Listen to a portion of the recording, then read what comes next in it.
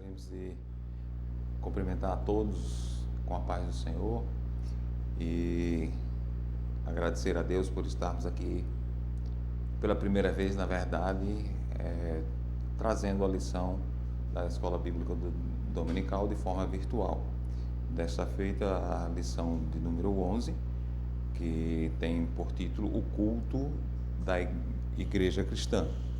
O nosso texto áureo encontra-se em 1 Coríntios, capítulo 14, versículo 26, que diz o seguinte: Que fareis, pois, irmãos? Quando vos ajuntais, cada um de vós tem salmo, tem doutrina, tem revelação, tem língua, tem interpretação. Faça-se tudo para a edificação. 1 Coríntios 14, 26. A nossa lição da Escola Bíblica Dominical para Adultos nos traz uma verdade prática, que é a seguinte: o culto é uma sublime forma de nos expressarmos em adoração, louvor, gratidão e total rendição a Deus. O texto bíblico que é indicado para a leitura bíblica em classe encontra-se em Efésios capítulo 5, do verso 15 ao 21. Caso você esteja com sua Bíblia nas suas mãos ou tenha a sua lição, pode nos acompanhar nessa leitura. Efésios capítulo 5, do versículo 15 ao 21. E diz assim a palavra de Deus: Portanto, vede prudentemente como andais, não como nécios, mas como sábios, remindo o tempo, porque os dias são maus. Pelo que não sejais insensatos, mas entendei qual seja a vontade do Senhor. E não vos embriagueis com o vinho, em que há contenda, mas enchei-vos do Espírito, falando entre vós com salmos e hinos e cânticos espirituais, cantando e salmodiando ao Senhor no vosso coração, dando sempre graças por tudo a nosso Deus e Pai, em nome de nosso Senhor Jesus Cristo, sujeitando-vos uns aos outros no temor de Deus. Bem, o tema de hoje fala sobre o culto cristão, né? O culto que nós entendemos, né? Ser uma expressão de louvor e adoração a Deus. E nessa lição nós iremos estudar os preceitos do culto cristão, ou seja, a sua natureza. Vamos nos aprofundar na sua natureza, observando e tendo como uma forma de serviço, de servir, de obedecer a Deus e de adorar a Deus, né? É uma forma de que nós nos expressamos e adoramos aquele que nos salvou, aquele que criou todas as coisas, aquele que é o Senhor do universo, né? O Senhor forte e todo-poderoso. Então essa visão, esse aprofundamento requer, portanto, né, que tenhamos no culto, quando participamos do culto, uma reverência e uma ordem e uma adoração e a santidade devida a esse momento, né? Então, a nossa lição ela tem uma divisão que tem os seus objetivos. O primeiro seria de identificar a natureza do culto de Deus, o culto a Deus, sua forma e conteúdo. Em segundo lugar, compreender o genuíno propósito do culto cristocêntrico. E em terceiro lugar, enfatizar a primazia das Escrituras e a importância da adoração entusiástica na liturgia pentecostal. Ou seja, sempre estamos com base nas Escrituras, que é o que é a nossa regra de fé e de prática, né? Então, quando viemos a adorar o Senhor, chegamos à igreja para cultuar o Senhor, né? Como devemos chegar? Como chegamos? Como nos portar durante esse culto, né?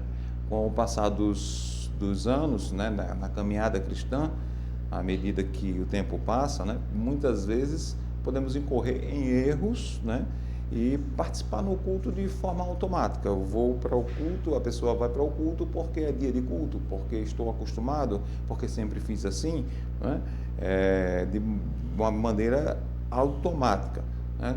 E não é assim que devemos fazer, né? O culto público requer que nos apresentemos a Ele, né?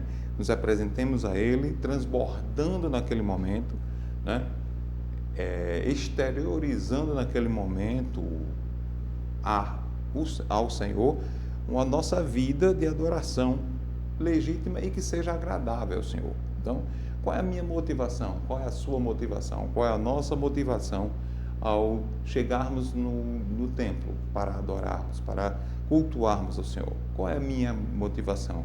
Eu chego para assistir o culto, para verificar os louvores, me deleitar com os louvores, analisar a pregação, aprender com a pregação, ou eu chego para participar do culto? Eu devo chegar para participar, para adorá-lo, para prestar culto ao Senhor. Eu não chego para assistir, eu tenho que chegar para estar oferecendo a Ele o meu sacrifício de louvor, um culto racional, como o apóstolo Paulo assim nos ensina, né, lá em Romanos, nosso culto racional. Então, um exercíciozinho, né, quando estamos para adorar o Senhor, quando queremos prestar a Ele esse serviço, essa adoração, prestar esse louvor, louvá-lo e agradecer e engrandecer o seu nome, eu queria propor a você um exercício de meditação, uma análise, uma analogia do que seria se você fosse ser homenageado pelo seu filho, por seu cônjuge, por alguém que você gosta, alguém que lhe é caro, alguém que você ama, né? Se ele fosse lhe homenagear, né? Quando ele chegasse para fazer essa homenagem, você com certeza iria se satisfazer, iria se alegrar com essa homenagem, quando num aniversário de casamento, nos declaramos para a pessoa amada, ou nos fazemos uma declaração para os nossos filhos ou para os nossos pais. Isso, né, agrada àquela pessoa, né? Mas se descobrisse nessas palavras que esse presente seria tipo como uma barganha, como que para que eu vou agradecer, eu vou elogiá-lo, para que pensando já em um benefício em forma de barganha, né? Será que eu me agradaria tanto quanto se fosse de coração, sem interesse, apenas porque vê na pessoa que ama algo que é importante para a sua vida, né? E se fosse talvez um presente por culpa, por traição, ou por ter feito algo errado e tá fazendo aquela homenagem como forma de aplacar a ira, né? Será que eu aceitaria da mesma forma, se fosse de uma forma espontânea, sem nenhum interesse por trás daquele ato, né? Então, para nós, mudaria o peso daquela homenagem, daquele presente, né? E nós que somos falhos e limitados, que não conhecemos o interior, teríamos essa percepção e não nos agradaria tanto quanto se fosse uma coisa uma manifestação totalmente original. Imagine Deus, que sonda os nossos corações, que conhece o nosso interior, né? E que se agrada quando nós o adoramos, né? De forma voluntária, né? E para tal, o profeta Samuel, lá em Samuel capítulo 15, versículo 22, ele faz essa pergunta, né? Por acaso Deus se agradaria mais de ofertas e sacrifícios, né, do que... Vamos ler o texto para que não tenha nenhuma falha. 1 Samuel, capítulo 15, versículo 22, diz assim a palavra de Deus. 15, 22. Porém Samuel disse: tem porventura o Senhor tanto prazer em holocaustos e sacrifícios, como em que se obedeça à palavra do Senhor? Eis que obedecer é melhor do que sacrificar, e o atender melhor do que a gordura de carneiros. Ou seja, o profeta Samuel, inspirado por Deus, estava dizendo aqui que Deus sonda o coração, que Deus conhece a cada um de nós e que Ele se agrada, sim, de uma oferta voluntária, de algo de um coração contrito, de um coração que é grato a Ele. E em Salmos 51 e 17 tem uma resposta para essa indagação. O Salmo de Davi, Salmo 51, versículo 17, que diz o seguinte: os sacrifícios para Deus são o espírito quebrantado. A um coração quebrantado e contrito não desprezarás, ó Deus. Ou seja, a própria palavra, como dissemos no início, ela nos orienta como devemos adorá-lo, como devemos nos apresentar diante de Deus.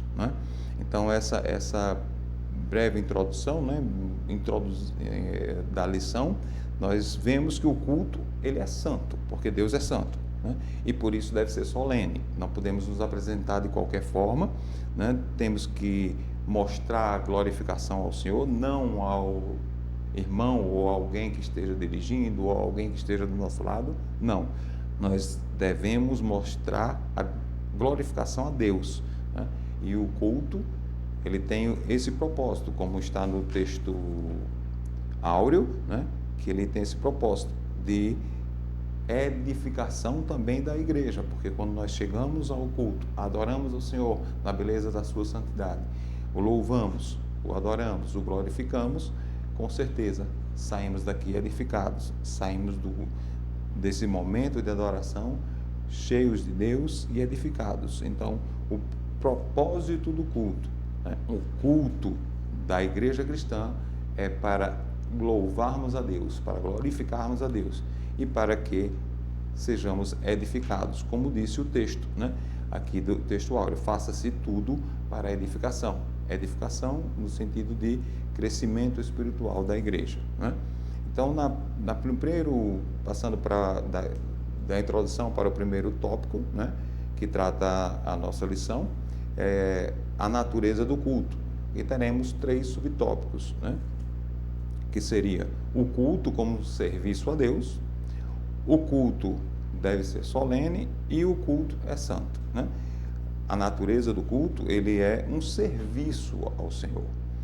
Lá em Deuteronômio 26, 18 e 19, Deuteronômio 26, 18 e 19, nós vamos perceber essa questão do culto ser um serviço, e não seria apenas do povo de Israel. 18 e 19. E o Senhor diz assim, Deuteronômio 26, 18 e 19. Você pode pegar a sua Bíblia e acompanhar também a leitura.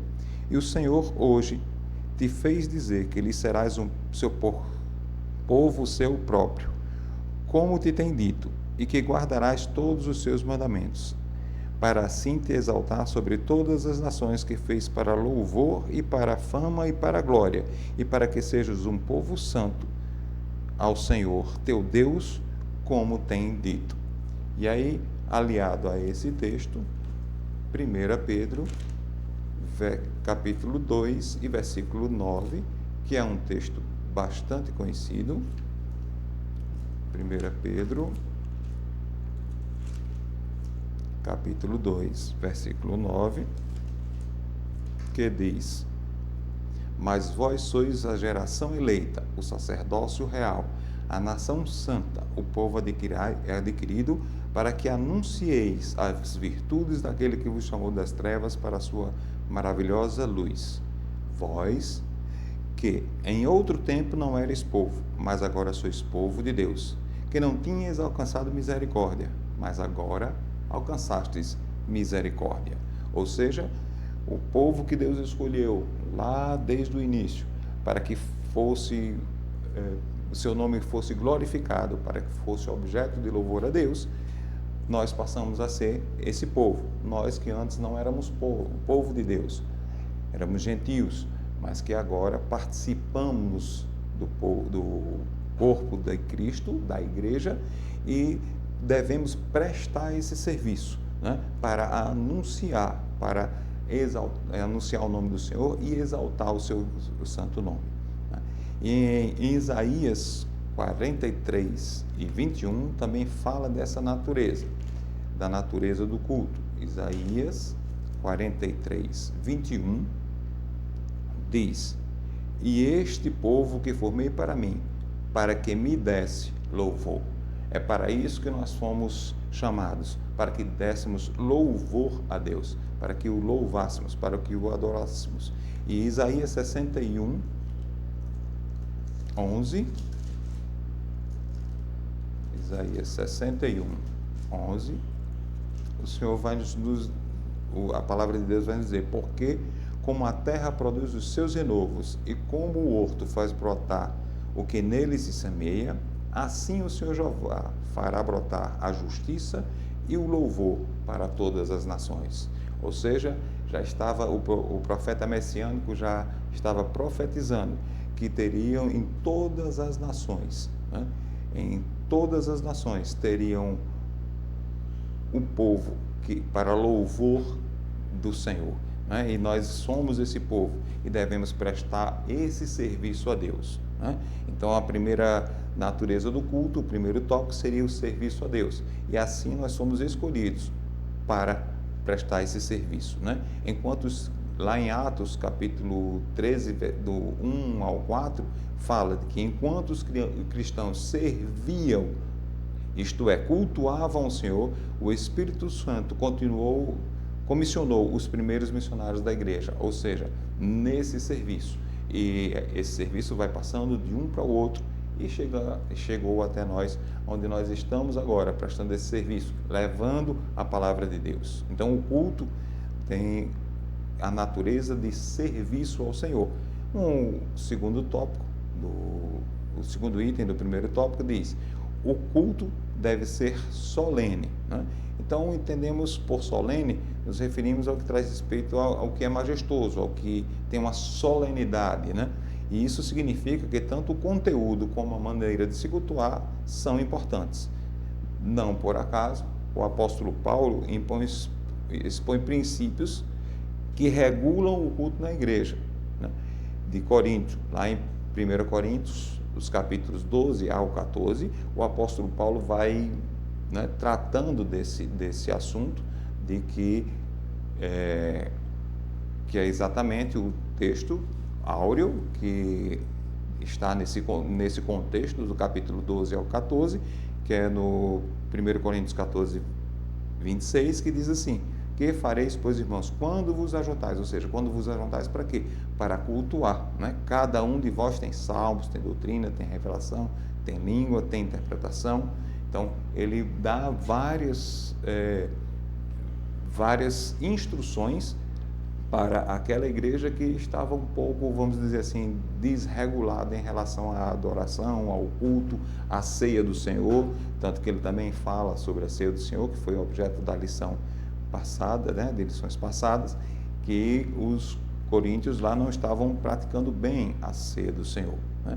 Então, temos essa segunda parte da natureza do culto, que deve ser solene. Temos que ter a solenidade, não podemos nos aproximarmos, nos chegarmos a Deus de qualquer forma.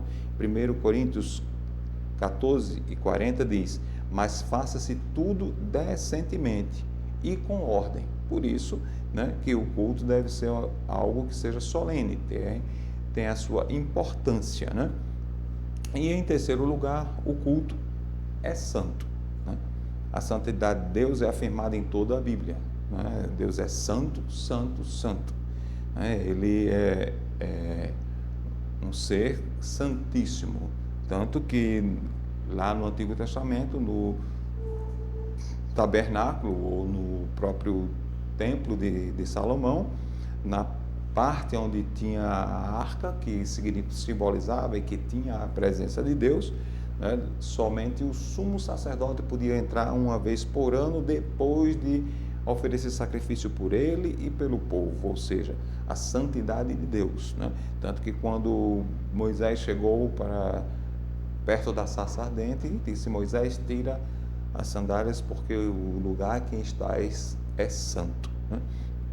Então, visto que Deus é santo, o culto também deve ser santo. Desta forma, não podemos permitir que seja profanado, né? Nada que, nenhuma inovação mundana, nada que venha do mundo pode começar a fazer parte do culto ao Senhor, né? E isso aconteceu, né, em algumas, vamos dizer assim, épocas da história da igreja, né? Fiz uma anotação, né? Ao aceitarmos Jesus, somos separados do mundo. 1 Pedro 2:10 fala isso, né? Somos separados do mundo. Vamos ler esse texto, 1 Pedro 2:10. Então, temos que prestar um culto ao Senhor de forma santa. Santa, na etimologia da palavra, significa separado, separado do mundo. 1 Pedro 2:10 diz assim: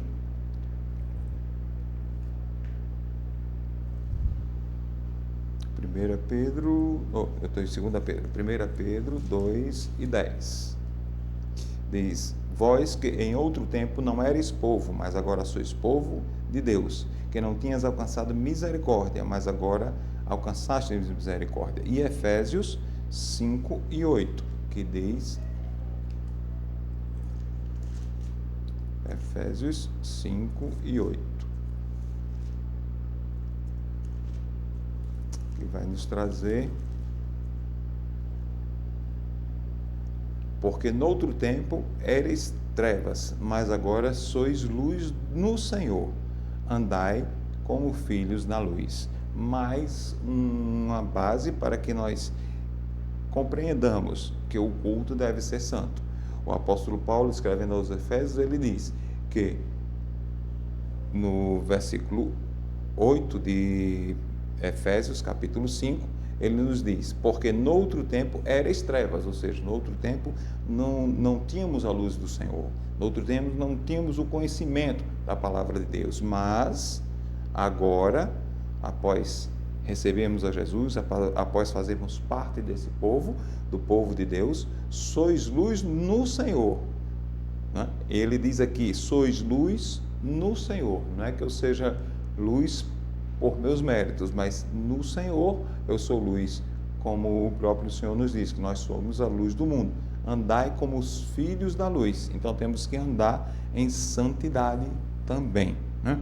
O culto cristão não deve ser profanado, né? Neste caso, então, tanto a conduta como o modo de viver são levados em conta na esfera do culto. Não é apenas na igreja, mas todo o meu modo de viver, né? O elemento humano no culto, né, do culto ao Senhor, ele precisa estar em sintonia com o Espírito Santo. Ou seja, quando nós chegamos ao culto, chegamos para um momento de comunhão com os irmãos e com Deus. E quando chegamos ao culto, devemos estar em comunhão, em sintonia com o Espírito Santo.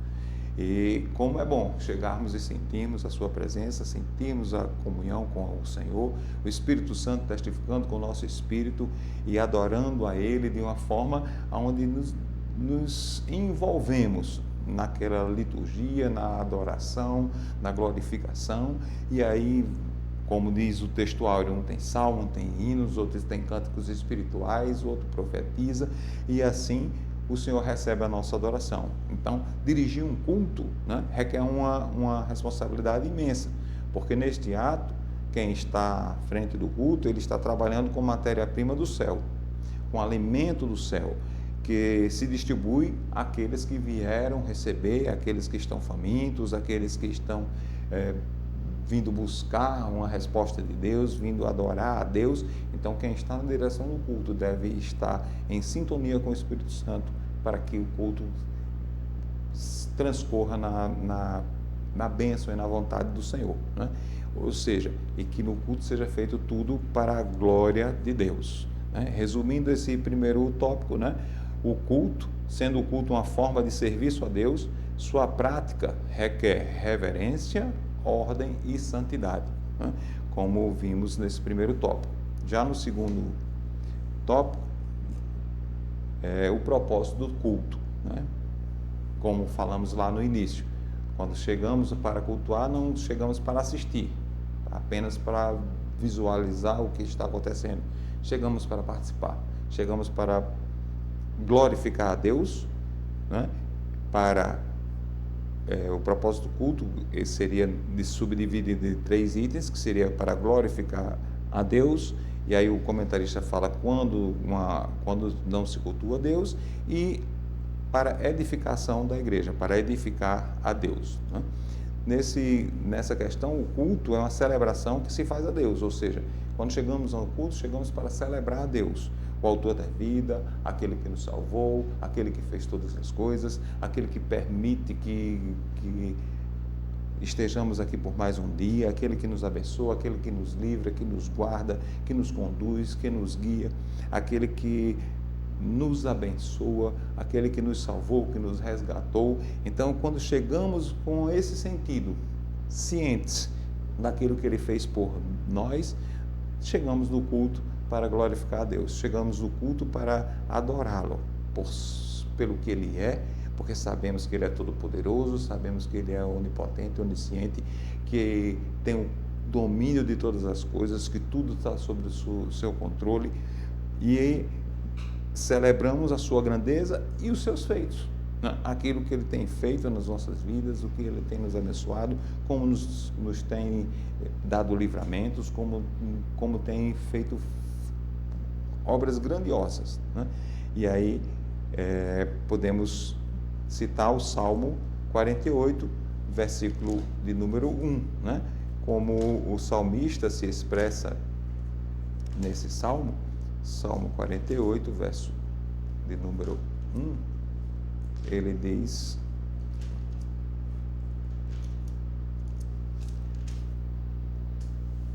grande é o Senhor e muito digno de louvor na cidade do nosso Deus, no seu santo monte. Quando temos essa ideia, né, como o salmista diz, grande é o Senhor e muito digno de louvor.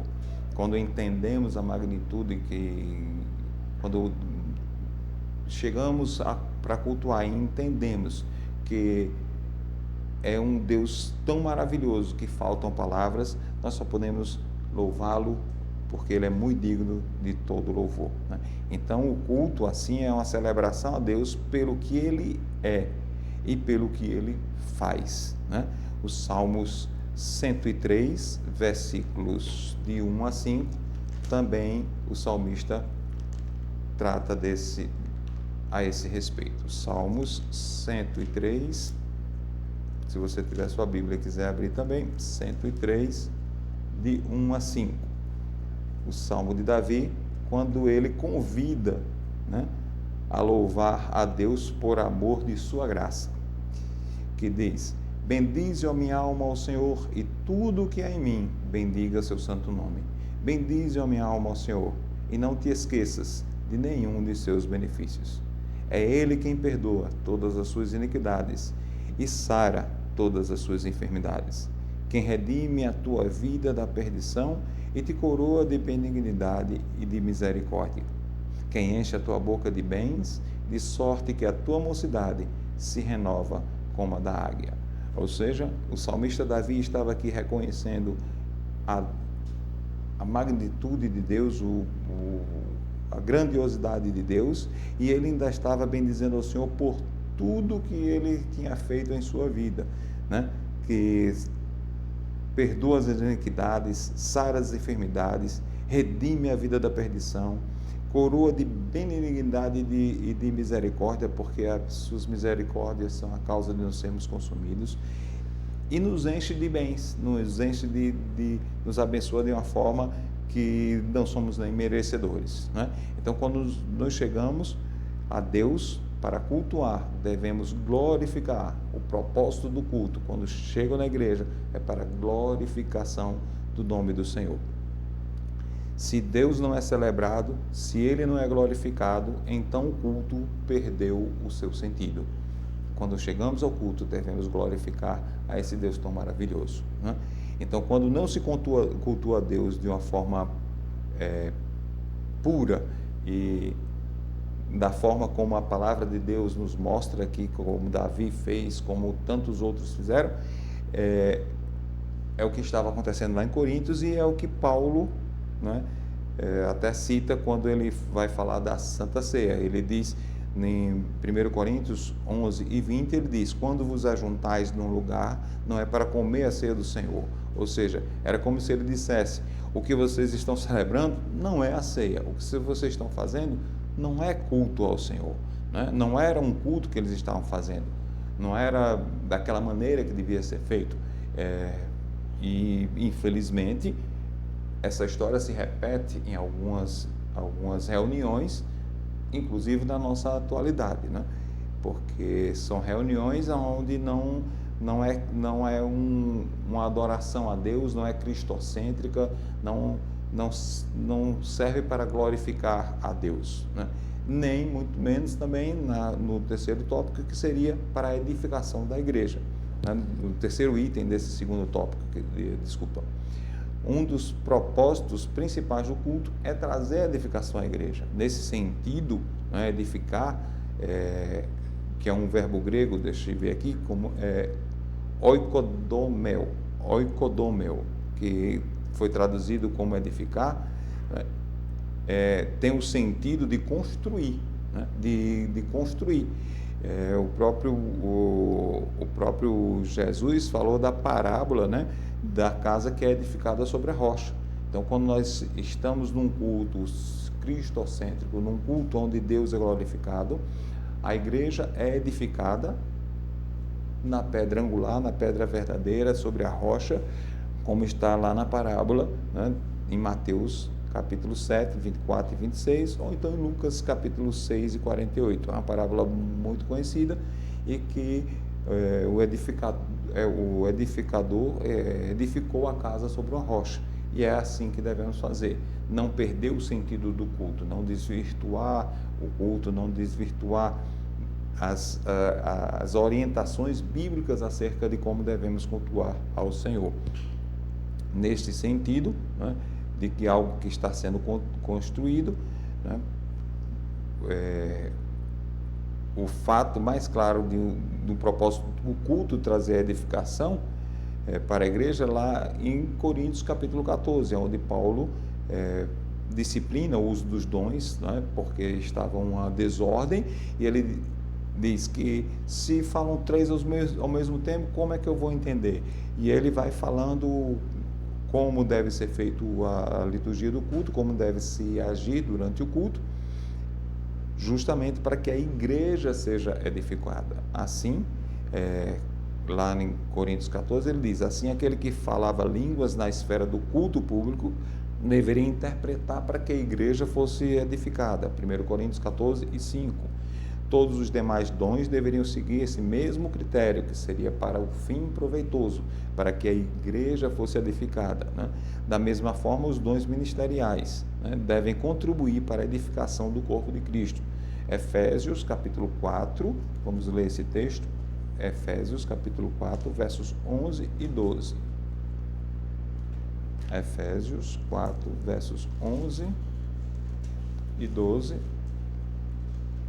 que diz o seguinte: e ele mesmo deu uns para apóstolos, e outros para profetas, e outros para evangelistas, e outros para pastores e doutores, querendo o aperfeiçoamento dos santos, para a obra do ministério, para a edificação do corpo de Cristo. Ou seja, a finalidade dos dons espirituais é a mesma dos dons ministeriais, ou seja, para que a igreja, para que o corpo de Cristo seja edificado, né?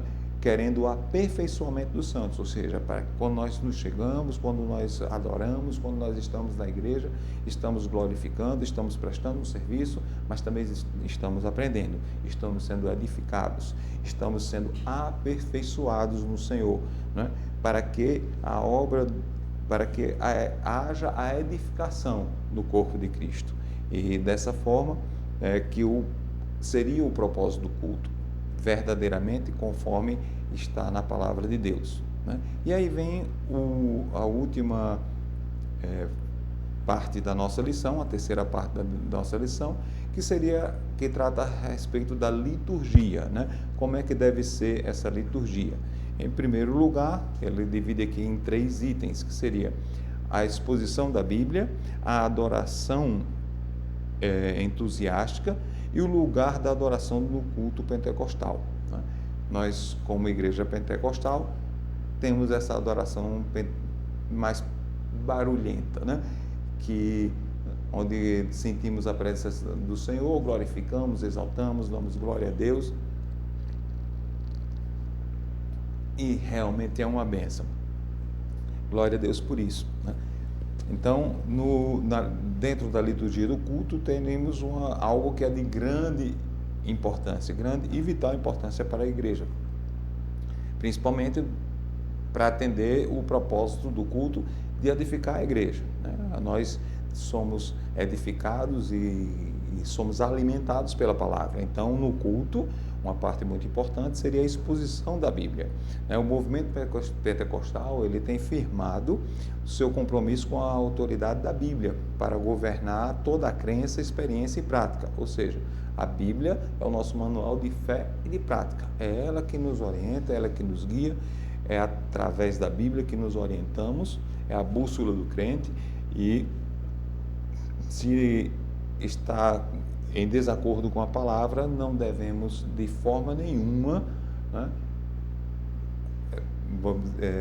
se está em desacordo com a palavra, não devemos de forma nenhuma fazer aquela prática ou ter aquela posição. Mas se está na palavra, se está de acordo com a palavra, devemos sim continuar e seremos abençoados em atender e obedecer, como disse o versículo, né, que já foi lido, que Deus, ele não se agrada com ofertas, mas sim em obedecer a sua palavra. Quando nós obedecemos, somos abençoados por ele. Então, este fato mostra que a leitura e a exposição da Bíblia deve ocupar um lugar de primazia na dinâmica e da liturgia do culto, ou seja, é algo que quem está dirigindo o culto deve estar com cuidado para que haja um tempo satisfatório, para que seja feita a exposição da palavra de Deus, para que seja feita uma pregação e um estudo, ou dependendo do culto, né, a exposição e o ensino da palavra de Deus, né? Então, nesse aspecto, o Senhor Jesus foi o maior exemplo, né? Ele sempre fazia exposição da palavra de Deus, ele sempre estava nas sinagogas, né? Inclusive quando foi lhe dado o rolo que ele leu o profeta Isaías, que se cumpriu aquela escritura, ele estava ali sempre no culto, estava sempre buscando, estava sempre explanando acerca da palavra. Já criança no templo, ele estava com os doutores da lei, discutindo os assuntos da palavra de Deus, mostrando que era a palavra, mostrando em seu ministério terreno que é a palavra de Deus, dando a importância devida às Escrituras, né? Então, o Senhor Jesus foi o nosso maior exemplo.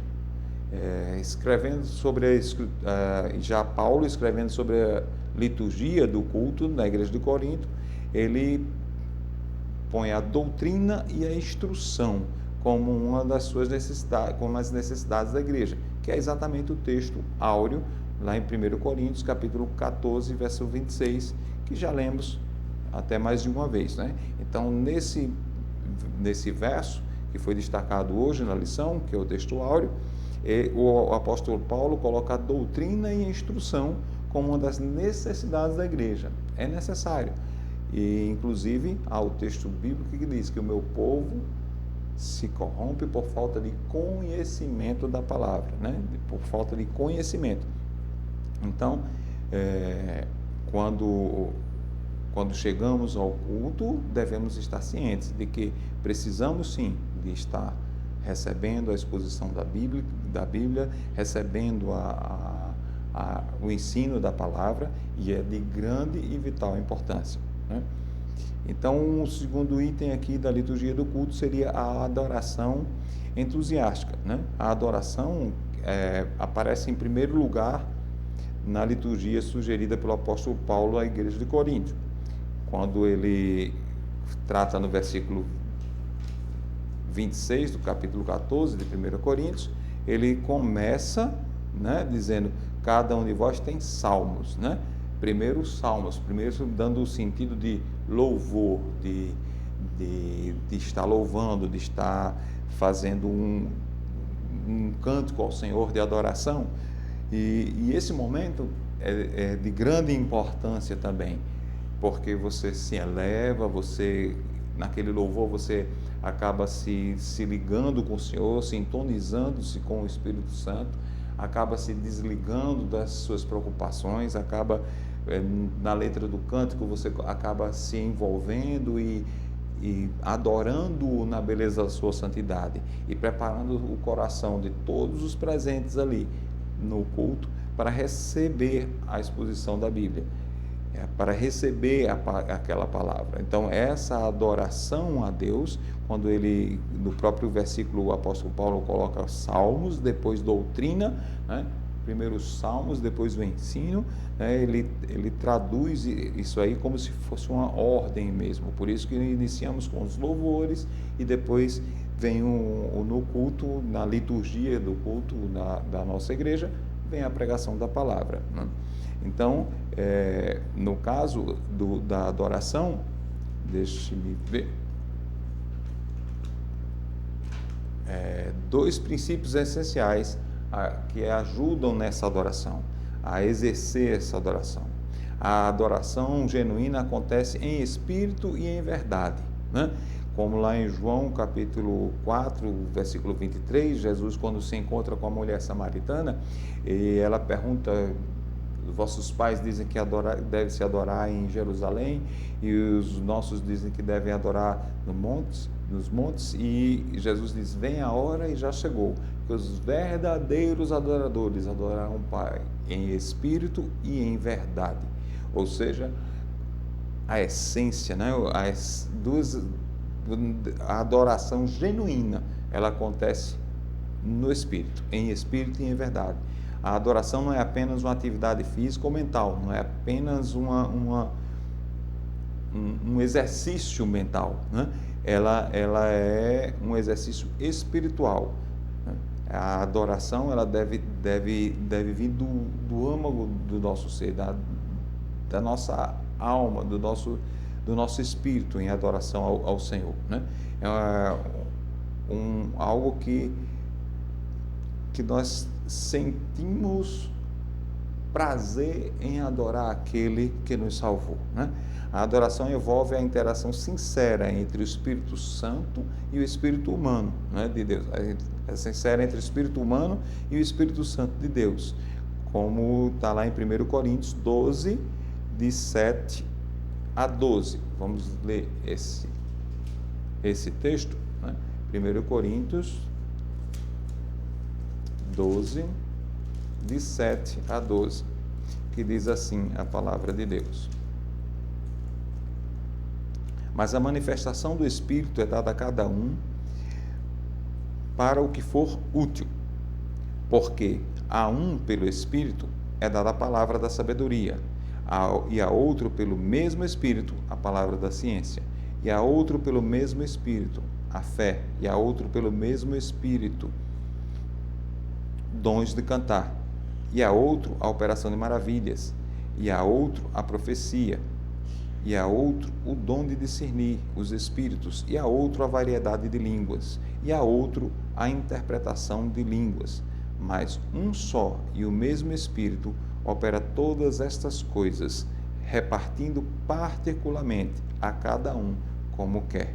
Porque assim como o corpo é um e tem muitos membros, e todos os membros, sendo muitos, são um só corpo, assim é Cristo também. Amém? Então, nessa adoração, né, quando nos entregamos nessa sintonia, nessa interação sincera com o Espírito Santo, o próprio Espírito Santo nos concede que tenhamos, como o apóstolo Paulo diz aqui em 1 Coríntios, né, ele nos dá dons para o que for útil, né? E é o que vemos, né, nas manifestações espirituais que acontecem nos nossos cultos, né? Palavra de ciência, palavra de sabedoria, profecias, né, cânticos espirituais, e assim vamos sendo edificados, porque o Espírito Santo vai testificando com o nosso espírito que somos filhos de Deus, e vamos adorando a Ele de uma forma sincera e verdadeira, em espírito e em verdade, né? O lugar da adoração, que seria o terceiro item do terceiro tópico da lição. Um grande teólogo pentecostal destaca o lugar que a adoração tem entre os pentecostais. De acordo com ele, desde o começo, os pentecostais foram conhecidos no mundo pelas reuniões de cultos alegres e ruidosas. Isso era visto nas reuniões de oração, nas quais todos os presentes, coletivamente e eloquentemente, derramavam o coração perante Deus em oração e louvor. Isso também acontece no levantar das mãos como resposta à percepção de que Deus se faz presente. Esta forma de adorar a Deus, esse lugar de adoração do culto pentecostal, no início da minha fé, me causava um certo espanto, porque eu olhava e achava que como que pode se entender o que está acontecendo, né? Porque todos falavam ao mesmo tempo, todos oravam ao mesmo tempo, alguns falavam em línguas, e eu ficava olhando, e depois eu vi que esse é um grande momento, é um exercício de conexão muito forte com o Senhor, porque quando estamos num momento como esse, onde há esse ruído do Pentecostes, nós nos conectamos com o Senhor, e nada ao nosso redor, né? Nada ao nosso redor importa mais, a não ser aquilo que estamos conversando com Ele, a adoração que estamos fazendo, o louvor que estamos prestando a Ele, e é esse o lugar de adoração, quando nós estamos de uma forma totalmente conectada com o Senhor, onde nada mais importa, onde nada mais nos tira o foco da adoração, do louvor, e isso também faz parte da liturgia do culto. O culto pentecostal segue um modelo de liturgia neotestamentária, com expressão fervorosa de adoração e a primazia pelo ensino da palavra.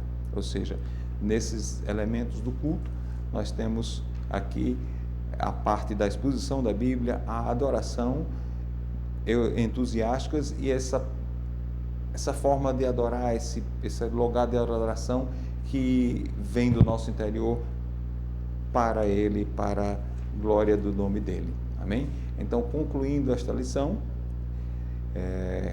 vimos que os princípios que devem reger um culto cristão. O culto não pode ser de qualquer forma, pois ele tem princípios e normas para seguir.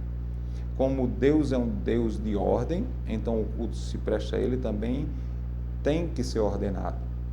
Contudo, ordenado não significa frio nem sem vida. O culto tem lugar para a adoração, para a glorificação. Então o culto deve ser um momento de celebração, alegria, e dinamizado pelo Espírito Santo de Deus. Porque quando estamos sendo guiados pelo Espírito Santo, estamos na vontade de Deus, que sempre será boa, agradável e perfeita. Que Deus vos abençoe, que o Senhor possa abençoar a sua casa, a sua família, e eu agradeço a Deus por esses momentos em que pude aqui trazer um pouco daquilo que Deus tem nos concedido. Em nome de Jesus. Amém. Agradecer também ao presbítero Elisandro e ao pastor Eliezer de Souza. Amém? Glória a Deus.